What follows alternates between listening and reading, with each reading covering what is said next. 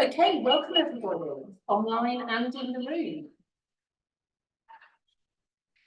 My name is Maria Lee. I'm co-convener and co-editor of UCL's Current Legal Problems lecture series and publication.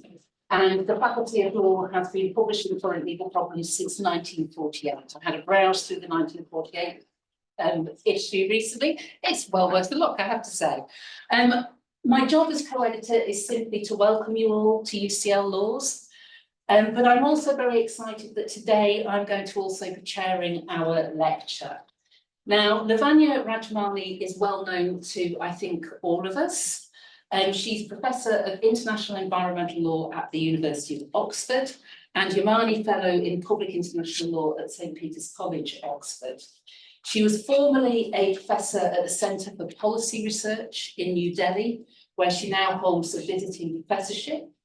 And as academic student, visiting professor fellow, Lavanya has been associated with a whole range of prestigious institutions all across the globe.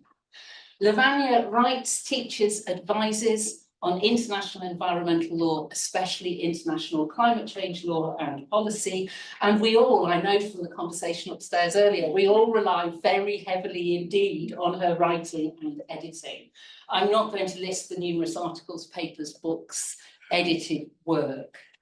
Lavanya also has held important positions in the practice of climate change law.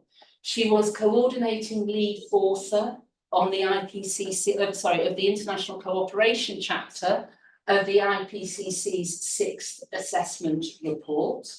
She has served as rapporteur for the International Law Association's Committee on Legal Principles Relating to Climate Change.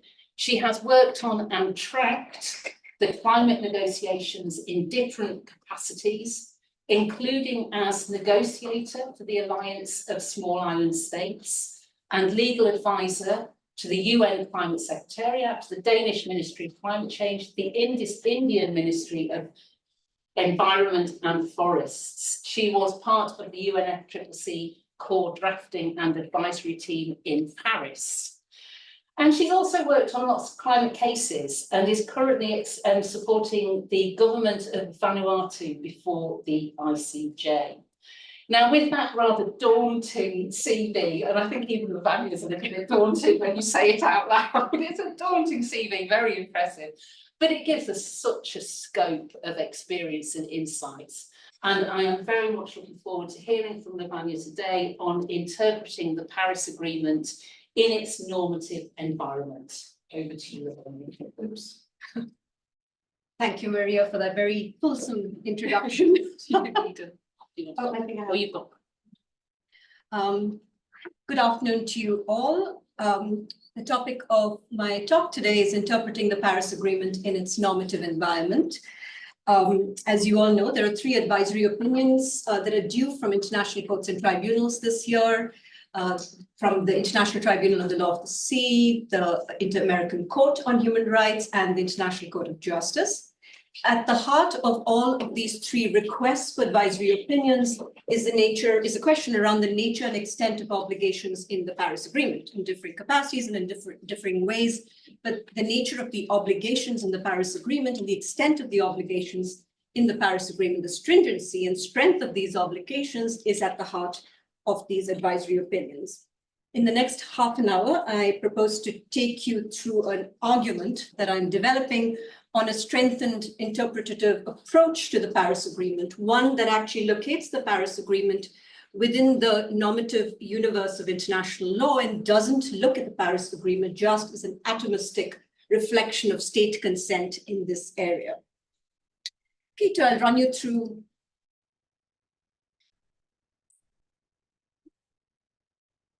Okay. The argument that I'm going to try and develop today for you and in this paper begins with looking at the logic of the Paris Agreement. There is a sort of logic that underpins the Paris Agreement.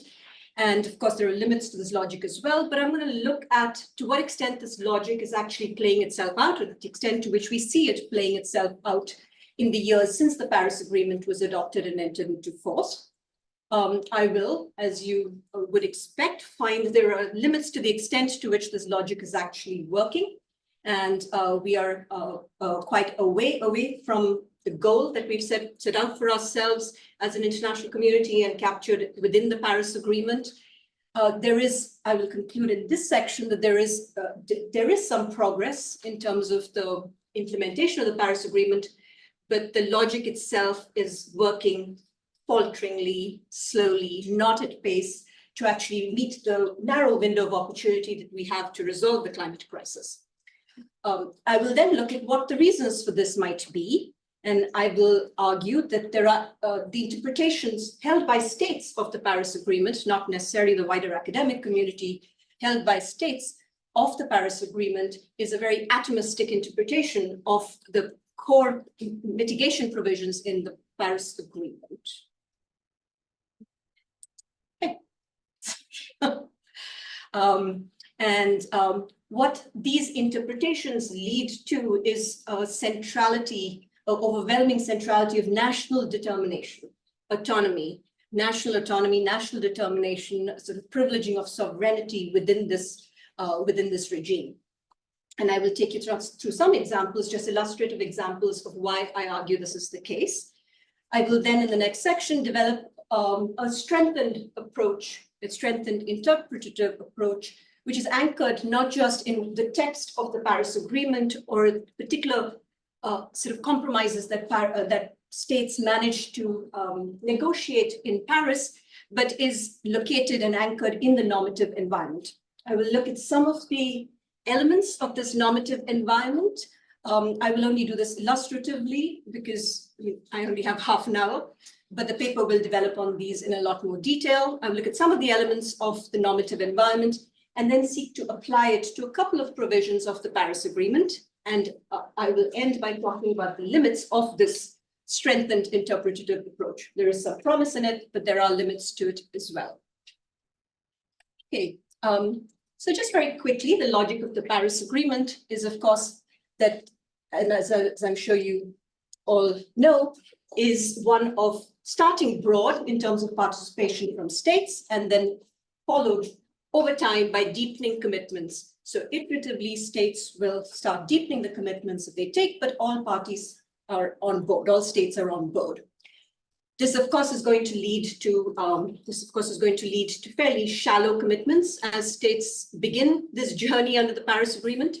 So there is an ambition cycle which seeks iteratively to increase the strength and stringency of the commitments that states actually take on for themselves. So the architecture of the Paris Agreement is sort of premised on this logic of starting broad and then deepening commitments over time. So we have global goals in Article 2 and 4 of the Paris Agreement, Article 2 in relation to the temperature goal, and Article 4, which captures what we characterize as net zero, although that's not the term that's used in the Paris Agreement. I should actually just stop for a minute here and say that I am focused in this presentation and this lecture primarily on developing an interpretative approach in relation to the mitigation provisions, but it can extend beyond mitigation as well. But my examples are all going to be mitigation related in this lecture. So at the beating heart of the Paris Agreement, as many have characterized it, is the provision of relating to nationally determined contributions. That's Article 4.2 of the Paris Agreement. And that captures a procedural obligation for states to produce nationally determined contributions. I'll come back to it in a little bit more detail in a minute. But of course, these nationally determined contributions, since they capture sort of a bottom-up approach to taking on greenhouse gas mitigation targets, the bottom-up doesn't actually add up. So you have an ambition cycle. And the elements of this ambition cycle are fairly straightforward. States produce nationally determined contributions every 5 years. Each successive nationally determined contribution is meant to represent a progression from the last one. This is meant to represent that state's highest possible ambition and also represent fairness, common but differentiated responsibility and respective capabilities. And every 5 years, there's a global stock take of these nationally determined contributions, whether they all add up. It's a collective assessment, not an individual assessment of national contributions, but a collective assessment of whether all these contributions add up to what we need in relation to the global goals of the Paris Agreement. The first global stocktake just concluded in Dubai at COP28, and I will come back to the global stocktake in a minute.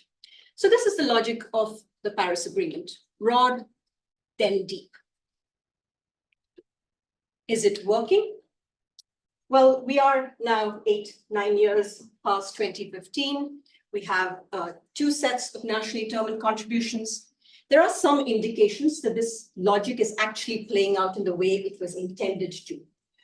For one, 169 parties have actually submitted a second nationally determined contribution, and 74% of these are stronger than the first. Well, the intention, of course, was that 100% of them would be stronger than the first, but it is a win that at least 74% of them are stronger than the state's first nationally determined contribution. 89% of global emissions are actually covered by net zero targets. This is also a considerable achievement in that the Paris Agreement doesn't actually require states to produce net zero targets. States began spontaneously to declare and announce net zero targets as a result of the IPCC's 1.5-degree report in 2018, which found that you needed to reach net zero by around mid-century, CO2 emissions by mid-century, to get to the Paris Agreement's goals. So states spontaneously began to produce net zero targets, which then in the Glasgow Climate Pact, Sharm el-Sheikh implementation plan, and the UAE consensus were sought to be integrated into the long-term strategies which are in the Paris Agreement. So it is an ostensible win for the Paris Agreement. Third, the announced pledges, and by pledges here I mean what states are promising to do. They're not necessarily what is actually happening. It is not implemented policies and actions, but the pledges, including the short-term nationally determined contributions, the long-term net zero targets. If all of those are actually implemented, we would be at 1.7 degrees temperature rise by 2100. And that's an assessment from the International Energy Agency. So that's, of course, the most optimistic scenario, but potentially a win. And finally, without the Paris Agreement, the global stocktake, the technical dialogue report that fed into the global stocktake last year found that without the Paris Agreement, we would be on track to 3.7 to 4.8 degree temperature rise. So in some respects, it appears that the Paris Agreement is actually working. However, the IPCC found that we're not actually on track to 1.5 or even well below 2 degrees centigrade. And the average annual greenhouse gas emissions for the last decade were actually the highest in human history. And an overshoot in terms of getting to 1.5 degrees centigrade is inevitable.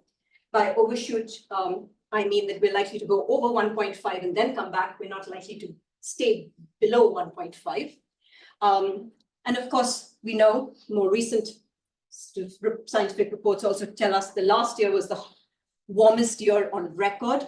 And the latest NDCs that are actually implemented. So the pledges I was talking about in the previous slide are in relation to those that are promises, they're not actually implemented. NDCs that are actually implemented put us on track to greenhouse gas emissions of 10.6% above 2010 levels in 2030. The IPCC's 1.5 degree report told us that we needed to be 45% below below 2010 levels in 2030. Those are, of course, CO2 emissions, this is greenhouse gas emissions. Nevertheless, there's a big gap between what we need to do and where we're actually at. So there are sort of significant constraints to the way the logic is actually working out. So the logic of the regime is beginning to work, it would appear, but very slowly and falteringly. And we know that this is the critical decade. We have a very narrow window of opportunity to actually meet the goals of the Paris Agreement and prevent catastrophic climate change. So why do we have this drag? I would argue that the reason we have this drag in the regime is because of the overwhelming centrality of national determination. And I will take you through some examples to demonstrate that. So we have a lot of states flexing a lot of muscles in these negotiations. So let me take you through some examples of that. So the Paris Agreement's Article 4.2. I mean, if this were not a group of lawyers, I would apologize about the text that I'm putting on screen, but we We like text, lawyers. I assume you all like text. So the Paris Agreement's Article 4.2 reads, each party shall prepare, communicate, and maintain successive nationally determined contributions that it intends to achieve. This is a procedural obligation attached to a good faith expectation. It's not actually an obligation to achieve the nationally determined contributions. It's just a good faith expectation attached to a procedural obligation.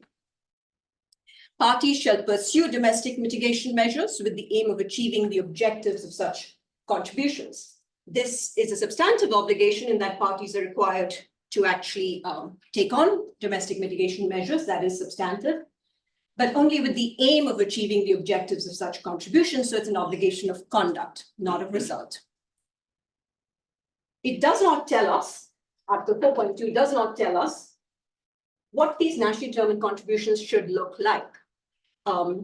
Should they be economy-wide? Should they be just sector-specific or combination of sector-specific and economy-wide? Should they cover all greenhouse gas emissions? Should they cover some or at least some greenhouse gas emissions? There are no requirements in relation to the features of NDCs. We don't actually know what NDCs should look like. So in the absence of any guidance in the Paris Agreement or even in the rule book, Paris rule book, which is negotiated afterwards, in the absence of any guidance on this, the default is that it's nationally determined. Right? There are no restrictions also on conditions or caveats to nationally determined contributions. So states, many states actually have conditions attached to their nationally determined contributions. The latest round of NDCs, the LEC synthesis report found that about over 80% actually had an unconditional component, but many of them had conditional components attached to the unconditional components of their nationally determined contributions. So again, if there are no restrictions on conditions or caveats to their nationally determined contributions, the default is national determination. Who gets to decide it? The state itself. The Paris Agreement's Article 4.3 is another sort of key provision here, where each party's successive nationally determined contribution will represent a progression from the last. There's no criteria for determining progression. There's no criteria for determining what highest possible ambition actually means, or fairness. No criteria for determining common but differentiated responsibilities or respective capabilities. States are actually encouraged to provide information when they submit their nationally determined contributions. They're encouraged to provide information on how they think their contribution reflects progression, reflects highest possible ambition, or reflects fairness, and actually also whether it contributes to meeting the goals in Article 2, temperature goal in particular. As you would imagine, since there are no criteria or benchmarks for assessing progression, ambition, or fairness, states choose their own criteria. And in analysis of all the sort of fairness sort of explanations and narratives that were presented by states, we found that 111 countries, this is just an example, 111 countries argued that their contribution to global emissions was just so tiny, was so minuscule that whatever they did was fair. But if you added up all of these contributions, it covered a third of global emissions. So the point being that states choose the criteria that they think is relevant, and it's a subjective selection of these criteria. They might be objective criteria, but subjective selection of their criteria to make the argument that they wish to make. So again, national determination, that's how fairness is determined.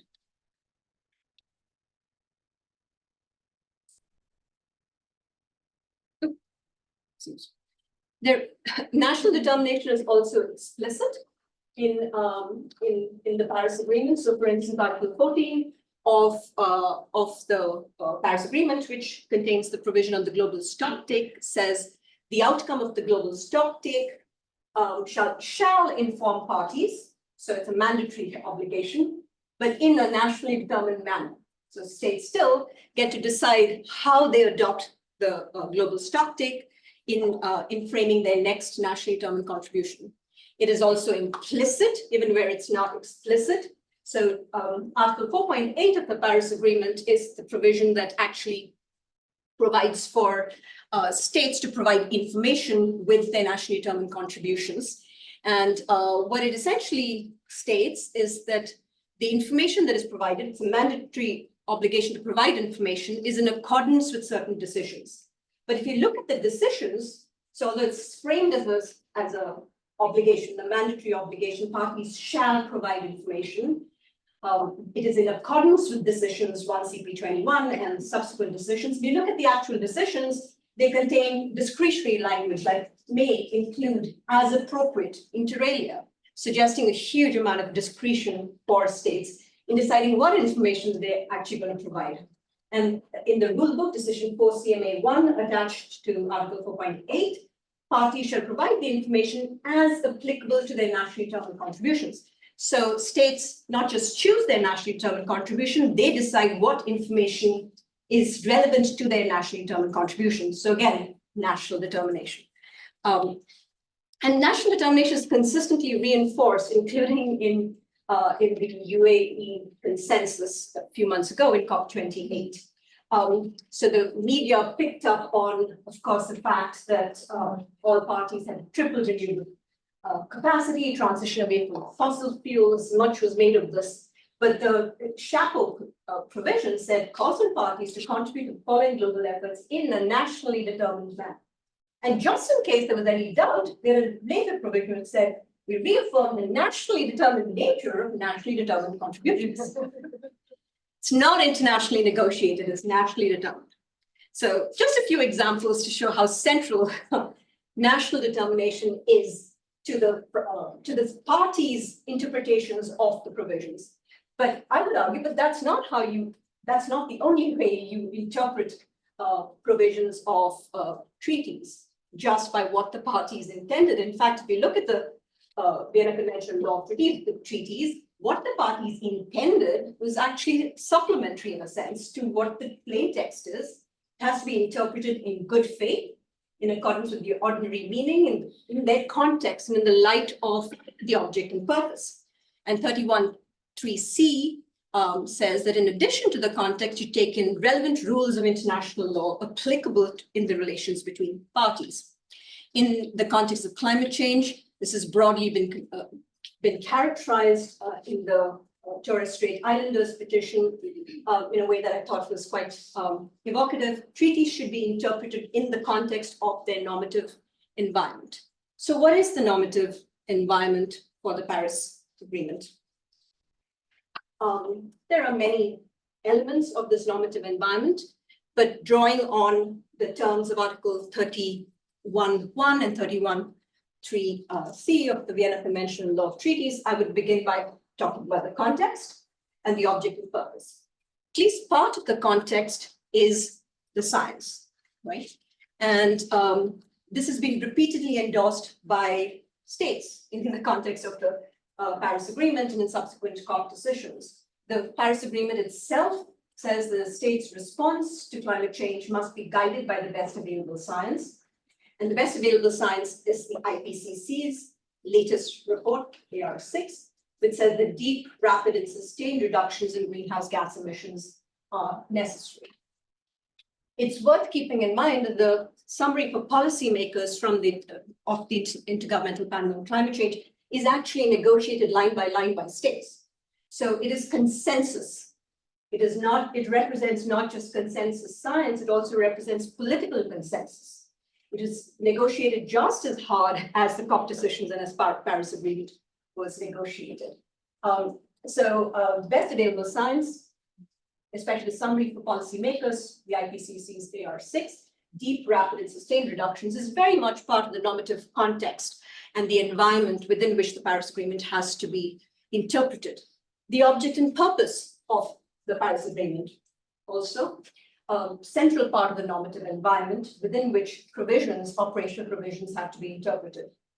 Now, although Article 2 of the Paris Agreement refers to well below 2 degrees centigrade and pursuing efforts towards 1.5, subsequent Conference of Parties decisions, the Glasgow Climate Pact, Sharm el-Sheikh Implementation Plan, and the UAE Consensus have actually shifted the emphasis towards 1.5 degrees centigrade. And also net zero by mid-century, unlike in the Paris Agreement, Article 4, which actually talks about net zero in the second half of the century. So in many ways, the texts that are emerging from the Paris Agreement Conference of Parties are actually shifting at least the stated ambition forward. So the object and purpose, 1.5 and net zero by or around mid-century. The normative environment also includes relevant rules of international law. Now, in the paper, I will go into this in some detail, but obviously in the remaining 10 minutes or so, I will not be able to go into this in much detail, except to say there are some obvious elements of the normative environment. These are just illustrative. The customary international law principle of harm prevention is a very key part of the normative environment. And attached to this customary principle of harm prevention is a standard of due diligence. So states do have to exercise due diligence in choosing their nationally determined contributions.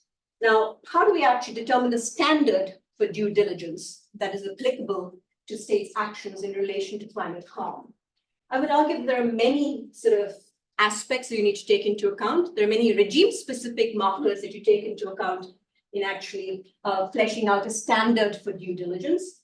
And of course, the object, purpose, and goals of the climate change regime is a core part of it. So if the climate change regime is telling us that 1.5 degrees is what we should be aspiring to, that should inform the standard of due diligence for states. The expectation of highest possible ambition in furtherance of 1.5, that should inform the standard of due diligence. And a very important part of the standard of due diligence is also the nature and degree of harm that would occur in the absence of due diligence. And the science tells us what kind of harm we can expect in the absence of due diligence. Again, a very high standard of due diligence is dictated by this principle in the context of the other normative elements as well. And an expectation of good faith that states will actually deliver on the standard of due diligence. So while Article 4.2 of the Paris Agreement and 4.3 of the Paris Agreement may not contain those benchmarks and standards, a standard of due diligence that applies in the context of customary international law of harm prevention actually breathes life into those provisions, I would argue, to expect very high standard of due diligence in the nationally determined contributions that states choose for themselves. There are also, of course, a range of human rights treaties and instruments that not just increase or enhance the ambition or press in favor of more ambitious and strengthened and more stringent sort of targets for states, nationally determined contributions for states. But some of the emerging sort of norms, such as the right to a clean, healthy, and sustainable environment, the recent General Assembly resolution that recognized that, also recognizes this notion of systemic integration, because it recognizes the human right to a clean, healthy environment, which of course also, special rapporteurs have argued that this extends to a right to a stable climate. It recognizes this right exists in relation to other rights in existing international law. It also recognizes the importance of full implementation of multilateral environmental agreements. So, sort of again, another sort of element pulling in the direction of interpreting provisions in the context of their normative environment in a sort of systemic way. And there are many principles of international law and international environmental law that are also part of the normative environment. Now, of course, many of these principles are arguably not customary international law. Their legal status is varied. It depends on the context. It depends on whether they're within an instrument, a legally binding instrument, whether they're just in the Rio Declaration.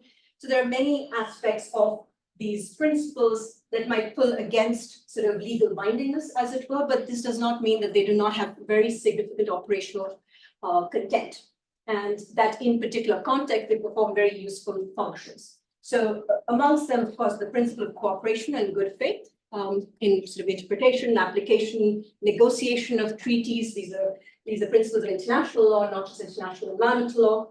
And then the principle of sustainable development, common but differentiated responsibilities, precaution, intergenerational equity, all breathing life into our interpretations of provisions of the Paris Agreement. Okay, so if you actually apply this strengthened interpretative framework that I'm suggesting, two particular provisions, and here I'm looking at Article 4.2 and 4.3 of the Paris Agreement that I looked at, in the context of a more atomistic sort of interpretation, which would privilege national determination.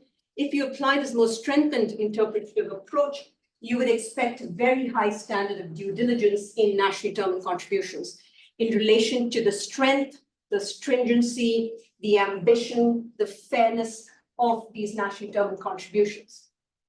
In relation to progression, highest possible ambition, and CBDR-RC, common with differentiated responsibility and respective capabilities, there would be benchmarks for that. There would be criteria for determining how you judge progression, how you judge highest possible ambition, and how you judge fairness. So if you interpret provisions of the Paris Agreement in this strengthened way, in the context of their normative environment, you would breathe far more life and animate these provisions to actually be more effective in meeting the goals of the Paris Agreement.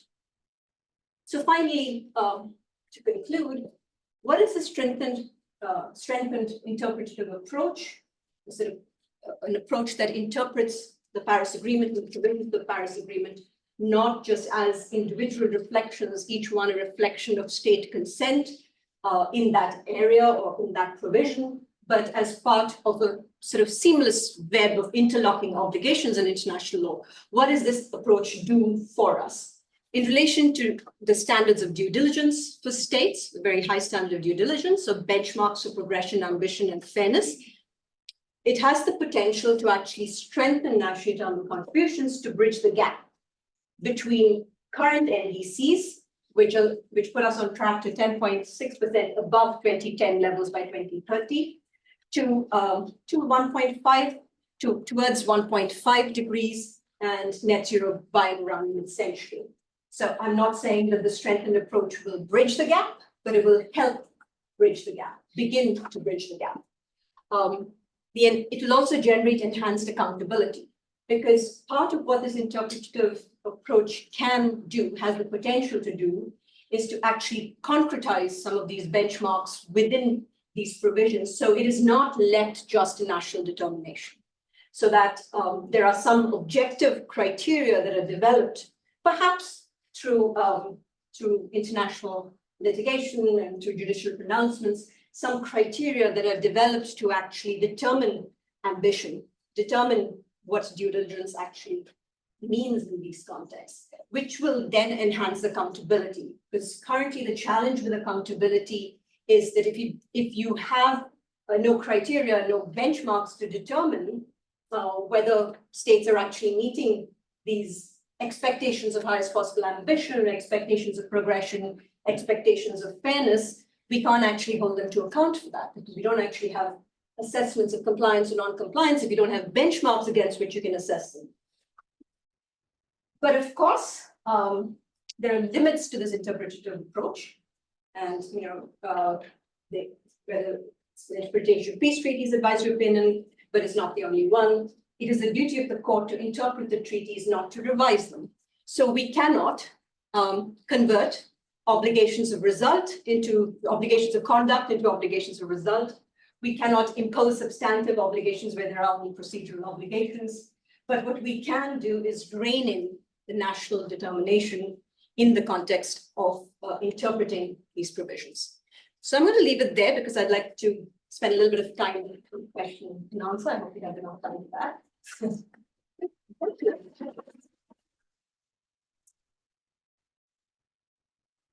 Thank you so much, Lavanya. That was a really wonderful, wonderful lecture. And the sort of depth and complexity of the interpretive contest that we've got going on, I think is just wonderful. So we do have plenty of time for questions. So who would like to start? Where shall I start? Yes, Mitchell. Thanks a lot for the lecture. Just two things, and you sort of touched on it in the context of 218 and the pursuing efforts 1.5 well below 2. And I think even the context with the science, noting how the IPCC, it's really, I guess, that normative kind of announcements are more of the degrees of confidence that they have of certain scenarios and the different shared socioeconomic pathways, noting that they don't really, they say that, okay, if we do 1.5, it will be this amount of harm, 2, 4, etc. And so I guess the question more is, and I do get where you're going with the subsequent agreements via the COP decisions, but noting that a lot of them do recall Article 2 in its whole, in its entirety, and then kind of specifies, you know, its commitment to pursue efforts. Right. I get how do we get, Right. you know, to that from the science? And a question on the benchmarks and who will set the benchmarks? Yeah. Oh, yeah. Yeah. Who does these things is Exactly. the most important question, I think. But in relation to interpreting Article 2, you're right, subsequent decisions do recall all of Article 2, which is why I'm not arguing that they've shifted the goalposts, as it were. I'm arguing that they've shifted the emphasis. Because Article 2 in 2.1a in particular, the emphasis in the Paris Agreement is very much on well below 2 degrees centigrade, and it is sort of pursuing efforts towards 1.5 degrees. So the emphasis is much more on well below. There are a couple of sort of responses or sort of a couple of elements to the response that I'm going to give you. One is, of course, like I said, that I'm only arguing that they're shifting the emphasis. The other is actually an interpretation of Article 2.1a itself. I don't see these as two distinct goals. I see it as a single consolidated goal with two elements to it. So the goal of, well, because 1.5 is well below 2 degrees centigrade, right?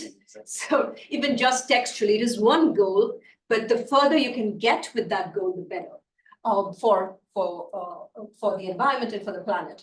In relation to the IPCC is not prescriptive. It can't be, especially the summary of policymakers, who is negotiated among 195 states, is not going to be prescriptive.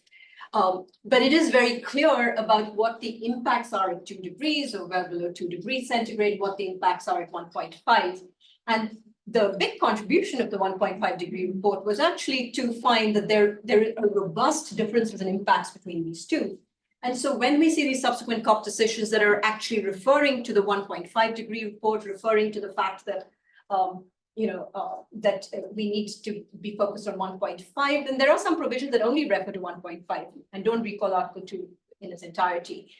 It is fair to argue, I would say, that the emphasis is shifted towards 1.5. Third plank to this response is also that many national court decisions are actually interpreting the Paris Agreement as containing a 1.5 degree goal, not a well below 2 degree goal. At least Urgenda did. Some of the more prominent ones did. Great. Oh, sorry, the benchmarks question. Two elements to that question. So several elements to the response, but there were two parts to the question, I think. So on the benchmarks, yes, the big question is who's actually going to determine these benchmarks. And it's clear that within the regime, they've sidestepped that question, benchmarks for progression, benchmarks for ambition, benchmarks for fairness. They've always been on the agenda, as you're involved in negotiations, you know this. They've been on the agenda, features of NDCs, benchmarks for progression. They've been on the agenda before Paris, after Paris in the negotiations and rule book, but parties can't agree on it. So they've sidestepped it. But the hope is that in international tribunals and courts getting engaged in the process, if they interpret these provisions in their normative environment, they will develop, if not concrete benchmarks, at least certain elements that will pull in a certain direction rather than another direction. So I don't expect parties to generate it internally, but partly through litigation and courts, but also criteria that are produced in the scholarship, which has a lot of influence in the positions of states and therefore in the negotiations. Thank you. So I have 6 questions down that side and then back in here. Well, I don't, so I obviously can't take that much time to answer each one. What I don't have are any questions from our students. It's all right, I've got all your hands. I don't have any questions from our students. I will bump you to the top of the list if any of our students would like to ask a question. But I will begin at the back there. Thanks for your presentation. I'd like to know your opinion about the overall conformity of human rights decisions in achieving the goals of the Paris Agreement. I have the impression that when human rights bodies, like the Human Rights Committee, tackle these issues, they do it on an individual basis, individual complaints and all that, their approach is more focused on adaptation and compensation, and not the overall problem of emissions, global emissions. And on the contrary, when they tackle these issues on an advisory basis, on an advisory jurisdiction, yes, we can have some general statements, but I have the impression that this will be the result of the Inter-American advisory opinion of the subject, that is always some vague and very general statements about right to life, right to human health, and all that. And I'm not sure if it is really useful for that goal. Okay, so to what extent these human rights sort of decisions, whether advisory or sort of contentious, actually support development of Paris Agreement sort of norms? So I would say that even if they're not focused on the global issues, but on specific cases before them, which is of course what they're meant to do in those cases, they do actually have a very strong directional pull. Because part of the challenge with climate change is actually creating an environment in which states feel the pressure to, exercise due diligence, to increase their standards of due diligence. They need to feel that pressure. The pressure will come from various sort of places. It can come from, demanders domestically. It can come from lobbies. It can come from scientific communities, come from research communities. It can come from political sort of activism, but it can also come, and it does also come from little nudges from international and national court decisions. National court decisions, of course, far more prominently so. Sorry, I switched the lights off. So it's not a comment on national court decisions then. I was trying to do something clever with the screen, but I won't bother. Carry on. So national court decisions, of course, a lot more concretely so. So Urgenda, for instance. I think there are some very interesting cases that are being trialed in a sense. So some of the cases in the European Court of Human Rights, two of them in particular that have already had grand chamber hearings, the Portuguese children's case against 32 European countries and the Swiss senior women's case. These are cases which are actually testing new legal ground, but they're also testing the ability of sort of legal systems and judiciaries to actually engage with this sort of supervigilant problem, polycentric problem in a way and find a way to actually contribute positively in this space. So for instance, one of the issues that was not possible to address in the context of climate change negotiations is the issue of what should each state's fair share be, right? And that's just it's been perpetually irresolvable. It was the first question that the negotiations started with, still the question underpinning the entire negotiations, but there is no resolution to that. And the entire sort of architecture of the Paris Agreement is premised on self-determination and self-differentiation is a response to not being able to answer that question of fair shares. But these cases in the European Court of Human Rights are looking at the issue of fair shares. So in a way, these judgments, whether they are successful or not, they're engaging with issues that negotiations could not engage with and have sidestepped. And that creates huge directional sort of pull. It also creates salience for these issues. I think there is a lot more that we make of this than just the judgments that are coming on whether they're successful. I think that's one of the most convincing reasons for climate litigation that I've ever heard, actually. I've heard lots and lots of explanations, but that one really spoke to me. I'm going to take two questions at once, Monse and then second row at the back.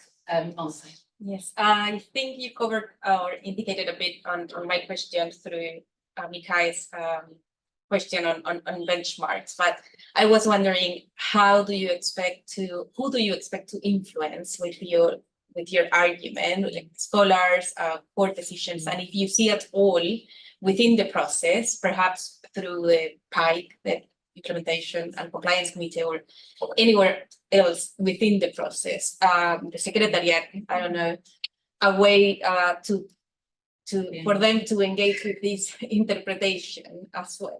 And I think I will take the second question as well, but that reflects one of the questions that's in the chat. And this idea of where this sort of interpretive contest is taking place is something that In is both Yeah, well, let me take this second question as well. Hi, thank you for your talk. On inside, my interest is going back to my roots in India. My question is about supply chains. So I've been researching this moment for 10 years. Looking at the solutions, where all these solutions come from, is mostly from the Africa, mostly from the global south. What solutions are people ask what solutions are you talking about? So at the moment, for the last 10 years, it's all been about divestment from fossil fuels to green solutions. My first natural instinct 10 years ago was to ask, what are these minerals for these solutions and where are they coming from? Because I know the last 400 years of history of Indian Africa. Those resources built the railway system in India, as you know. Right? Fossil fuels was there fundamentally to give access to poor people to affordable electricity for many years of the empire. So many years later, I then look at states like Jharkhand, I'm looking at the Adivasis, I'm looking at what's happening to them. And I follow the supply chain from here back to the Adivasis, back to the tribes in South India. And I'm looking at where all these resources coming from, these products. And I'm speaking to people in India and Africa. And my question is, this is based on facts, Yeah, sure, I'm speaking to people from India and Africa, and they say, we're getting all this information from the West, and this is what should be done. But no one's actually speaking of this. And the question is around the fact that wherever I've seen the Adivasis, the indigenous tribes in India and Africa, they sit on the most amount of resources needed and required for the Green New Deal, needed and required for the net zero. I'm told about loss and harm. I've spoken to a lot of lawyers. And now in the last few months, indigenous tribes in America are taking to court companies not for fossil fuel mining. They're taking them to court litigation for mining of lithium and other resources. So my question is that when is there going to be a wholesale holistic discussion, not back to the extraction point, but to the point of the forests, whether it's the Western Ghats, whether it's the Molan forests, all the way to the point of extraction, saying, how did we actually think that these solutions are green? When most of the supply chain is Thank you very much. Yeah, so just quickly in response to that, I think there are sort of lots of different issues that are sort of raised in your intervention right now, but one of those issues relates to participation in this transformation that's occurring or that's been sort of mandated by reaching 1.5.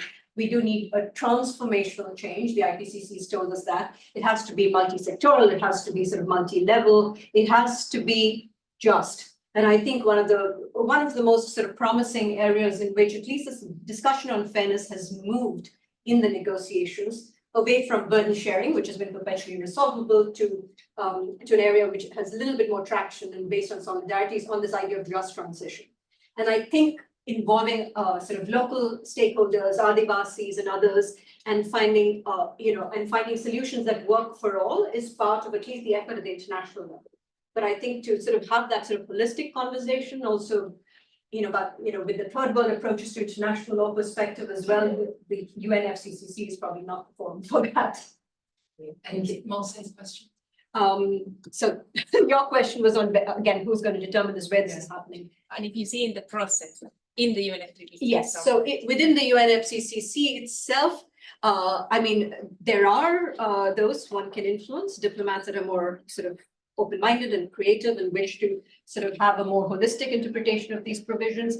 And you see some of that tension within the COP decisions itself, where there is a sort of push towards 1.5, but there is a repetition or reiteration of Article 2. So in the sort of example that Mikhail was taking. So you see that, that tension. So there are, of course, diplomats one could influence with this interpretative approach and would very happily sort of, grab an interpretative approach, which helps them bridge the gap between where we are at and where we need to be. There are states that want that. But I think the most fertile forum for this is the courts.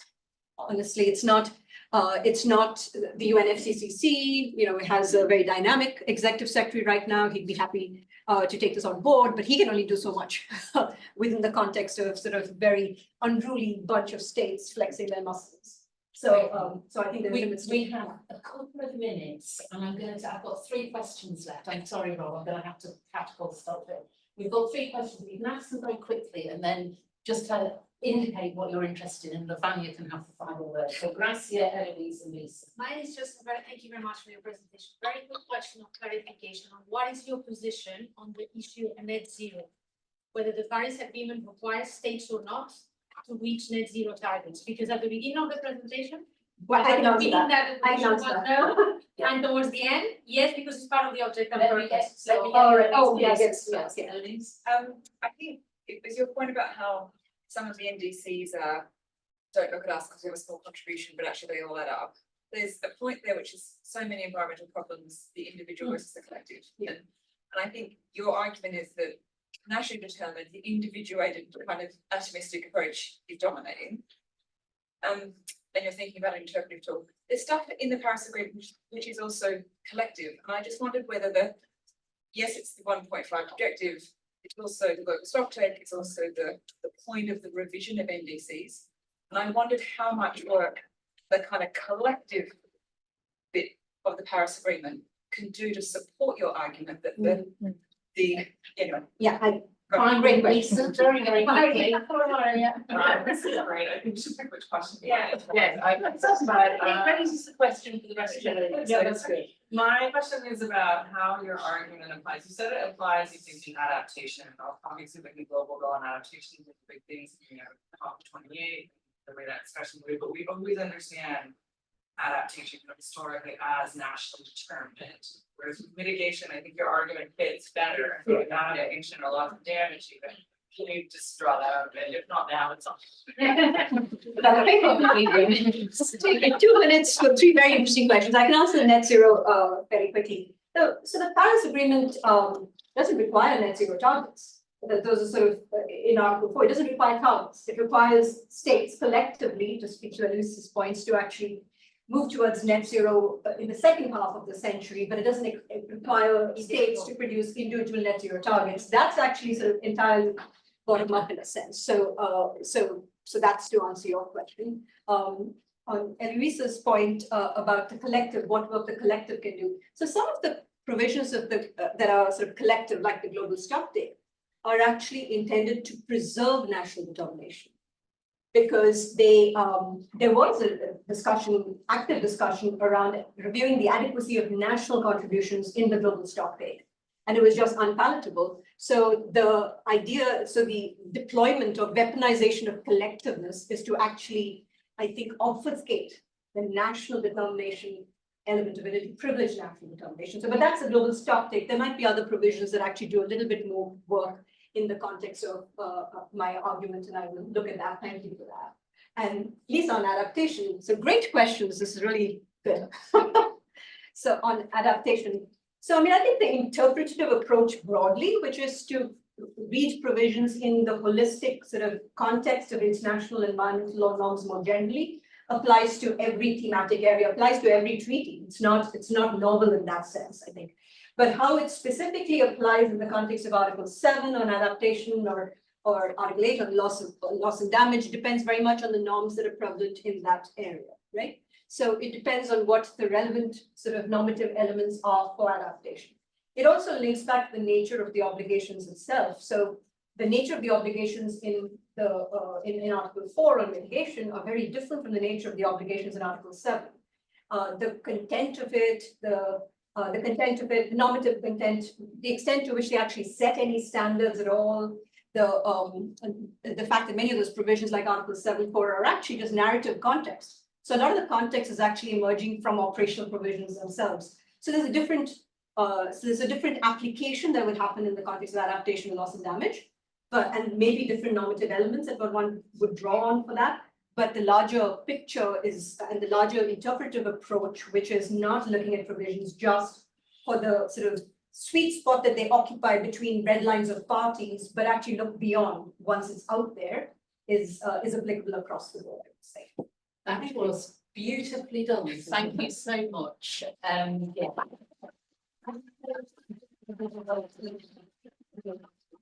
We are extremely grateful. I can tell that everyone enjoyed it as much as I did. I really enjoyed that. Thank you very much for the brilliant questions.